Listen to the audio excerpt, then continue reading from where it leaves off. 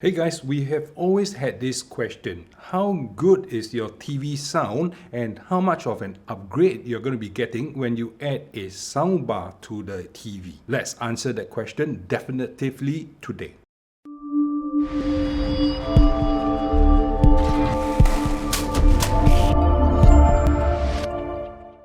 Now today's TVs are getting better and better with each passing year. LG, Samsung, Sony, Hisense. So many of these TV manufacturers are putting out better and better and slimmer TV year after year. So the sound, as with the visual on the TVs, are also improving with each new release of the TVs. But while visuals have improved leaps and bounds, has the onboard audio on the TV been improving at the same rate? Now the TVs are also getting slimmer, and when TVs are getting slimmer and slimmer, the panels can't hold enough speaker and there's not enough enclosure within the TV to produce any meaningful deep bass or even a full range of dynamic sounds coming from the TV onboard. So the real question is, if I'm going to be spending $2,000 or $3,000 on the TV, would adding a $400 soundbar add a lot more to the sound? So that is what we want to find out today. Now, upfront summary, for those of you who have been on my channel, you know that I like to give you the upfront summary, so you don't have time to stay on throughout the whole video. You can take the summary and you go away. The soundbar adds a lot. I don't know how to quantify it into a summary right up front, so do stay tuned, but I will tell you that after spending $2,000 or $3,000 on the TV, I implore you, do consider spending another couple of $100s to invest in a good soundbar that will enhance the listening of your movies, listening of audio that is coming out from your TV. Now the LG CX behind me is over 2 years old right now, but it's still a very capable TV with 4 input ports, HDMI, eARC, and all of the ports accepting 4K 120Hz refresh rate. So very capable OLED TV right here. How does the sound like? Now, I have recorded, so I think maybe I'll put it right here so that you can hear how the TV sounds like on its own without any soundbar addition, and you will be able to compare it when you add in a soundbar like the Sonos BEAM Gen 2, which is capable of producing Atmos. And this LG CX TV is also capable of processing Dolby Atmos surround sounds.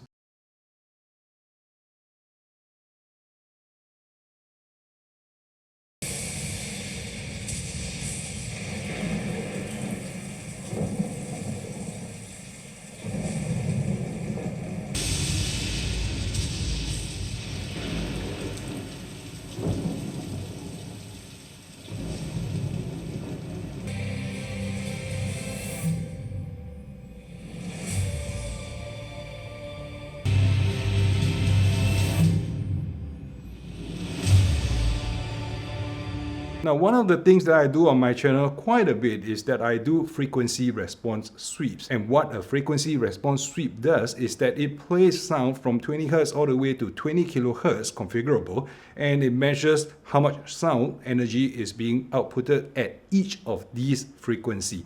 Now, that will give you an indication of how much bass you're going to be hearing, how much mid-range you're going to be hearing, and how much of the treble you're going to be hearing. So whatever you hear can be subjective, but when you see it measured with a microphone, which is this particular microphone I have here, you can't run away from these physical facts. Now, I have a blue line here, and this is the frequency response sweep for the LG CX TV. Now, it has been exaggerated a little bit, all right? So it looks like it's very, very curvy, but because I didn't compress it for ease of visuals for you to look at this chart. Now, at the left range, you will see that this is a 20 Hz response, and on the right range is a 20 kHz. So 20 Hz response, of course, the LG TV on its own is not going to be producing a lot of bass, so therefore the low dips here. But it goes all the way up, and this is at 100 Hz. Now this curve is logarithmic in nature, so it won't be linear. This is 0 to 100 Hz, 20 to 100 Hz, and this is 100 to 1 kHz, 1 kilohertz to 10 kilohertz, and the last 10 kilohertz, which is 10,000 hertz, is being squeezed into this slim bar here. So it is not linear. Don't take it as it is, but it gives you a very good idea of how sound looks like. So the LG CX TV is capable of producing, like 100 hertz of bass, because below 100 hertz is more of the bass sounds. Confidently, yes, it can, but if you see from the chart, from about 130, 140 hertz onwards, there is a full dip, a downward trend on the bass, because the TV on its own, being such a slim TV, is incapable of producing that much bass. But what you can tell is that at about the 3, 4, 5, 600 hertz range, which is more the human voice frequency, the TV actually does pretty well. It sees a dip at about 1.2, 1.3 kilohertz, but well, not much to say about that, but it pushes it up at about 4 kilohertz, peaking there again. So the mid-range is pretty good. It's handled pretty well by the LG CX TV.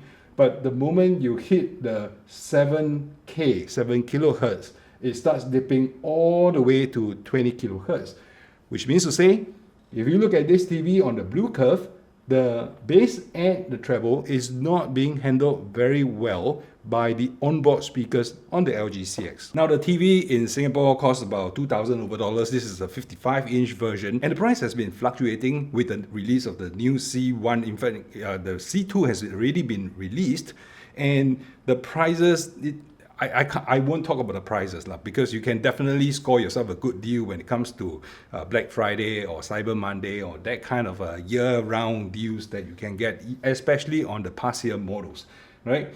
But a TV like that, it won't be cheap, right? Because it's an OLED panel still. So if you are in the current generation, it's still going to cost you a pretty penny. What more can you do with the sound? So you add a soundbar. So a soundbar like this, for example, this is the Sonos BEAM Gen 2. The Sonos BEAM Gen 2, a very capable soundbar, capable of also accepting Dolby Atmos signals and reproducing the Dolby Atmos surround sound with the Heights channel. And in a recent upgrade, for the software, it actually allows you to adjust the height effect as well, and you can actually tune that a little bit louder. It doesn't physically have the upward firing speaker on the Sonos BEAM Gen 2, unlike the Sonos Arc, which I have, that it has 2 upward firing speakers. So if you're primarily using the TV only for news, then okay, I would say that based on this chart itself, the LG CX should be able to deliver vocal range pretty well. So you don't have to actually upgrade the soundbar. If you are into soap operas or into drama that is mostly dialogue based without a lot of explosion and gunfire and bombs and action-packed movies and fighting scenes, then good. The LG CX on its own, the TV on its own, is probably and likely to be enough for your use. But audio is about 50% of a movie, of a drama, of anything that you watch on the screen, right? Because good audio makes for a great experience.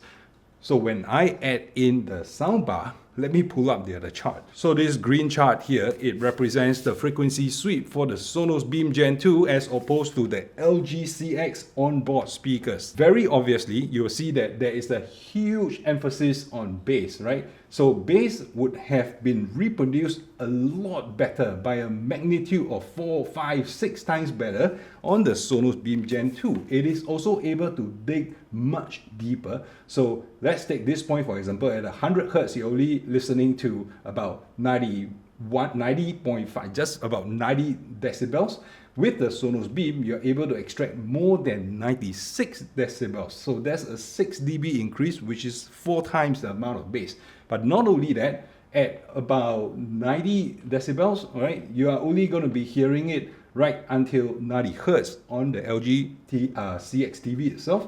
But you are able to hear at 90 decibels still at about 40 odd hertz. So that's how well the Sonos BEAM Gen 2, a soundbar, is able to help you with the bass reproduction. And just bear in mind, I have not paired this with anything else. No surrounds, no Sonos Ones, and no subs were paired in order to measure the green bar here that you see.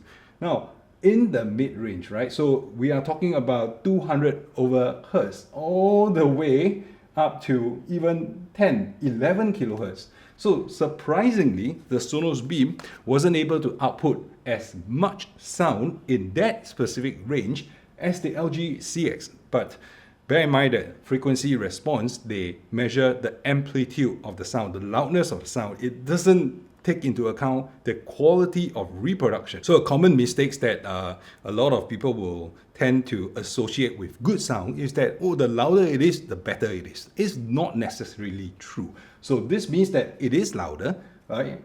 But you are probably not getting the same amount. And you notice that there's a peak and a valley and a peak here. So the response is actually not very linear, not very smooth a response, as opposed to the green line, which is the Sonos BEAM Gen 2, all the way from 200 odd hertz up to 11 kilohertz. It is seeing a much more gradual and a flatter line response in terms of frequency response. Now, the moment it hits 11 kilohertz, you'll see that the Sonos BEAM Gen 2 is able to recreate the higher frequencies a lot better than the LG CX onboard speakers on its own. So this is where it excels, and this is where the Sonos BEAM Gen 2 is excelling. So if you ask me whether a soundbar is necessary for the enjoyment of movies, and especially the action-packed movies, then yes, the answer is an obvious yes. Now, when you buy into a soundbar, a couple of things happen, right? You get more volume, you get more weight, you get more amplifiers, and it is a dedicated piece of equipment. A lot of speakers on the TVs, they are powered maybe up to a maximum of maybe 10, 20 watts, okay, 40 watts, right, per channel.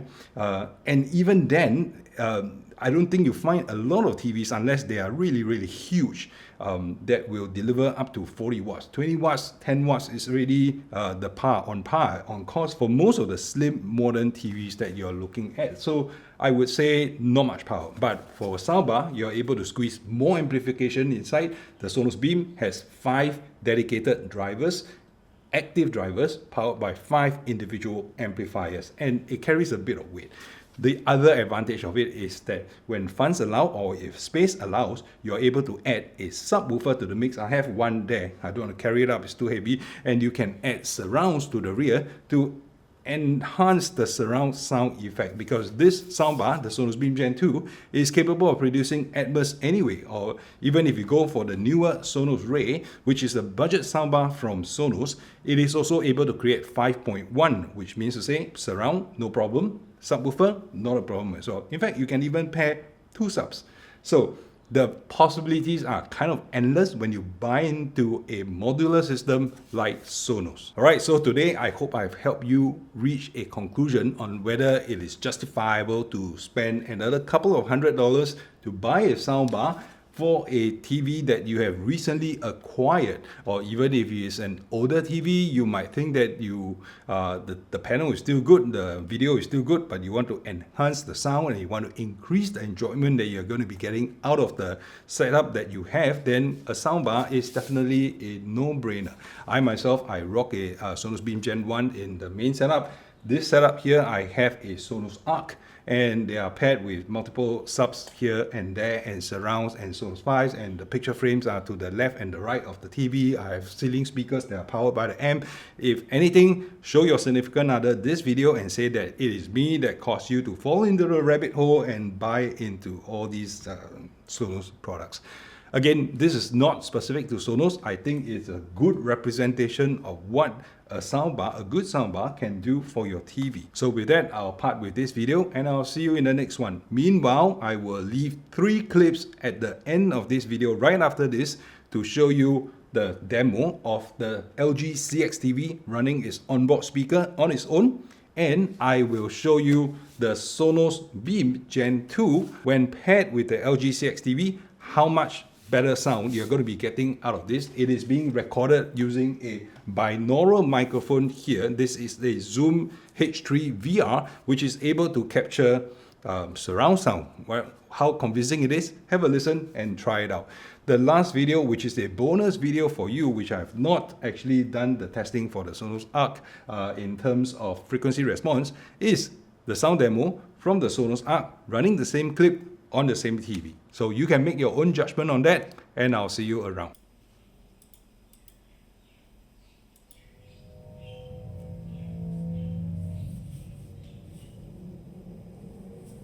This is Dolby Atmos, the world's first object-based cinematic audio.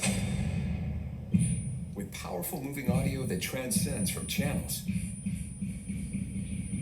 to moving around you with pinpoint accuracy.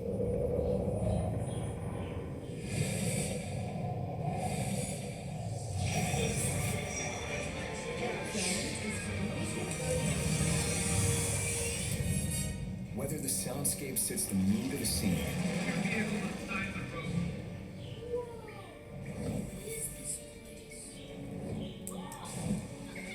Come on, you guys, let's go.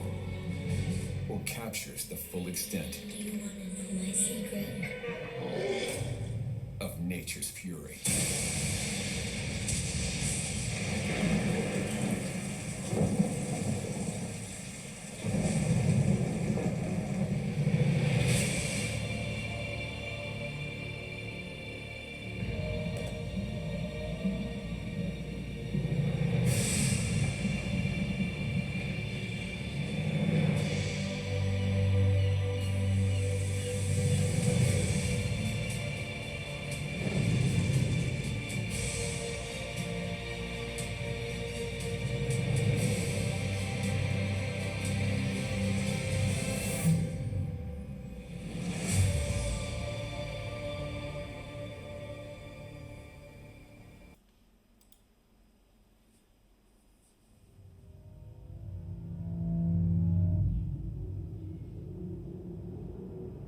This is Dolby Atmos, the world's first object-based cinematic audio.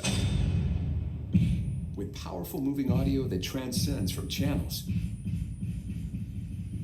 to moving around you with pinpoint accuracy.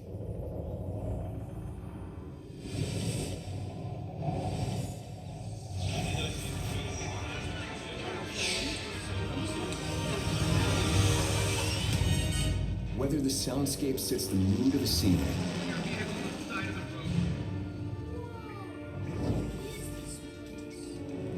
Come on, you guys, let's go. or captures the full extent Do you want to know my secret? of nature's fury.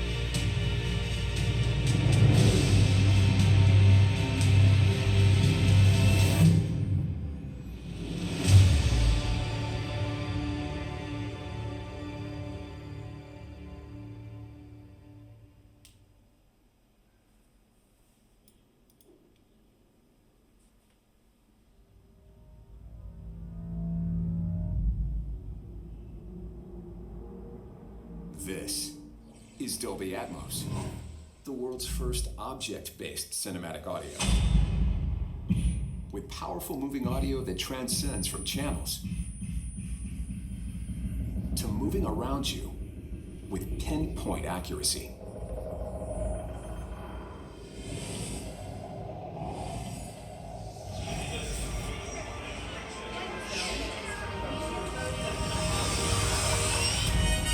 Whether the soundscape sits the mood of the scene,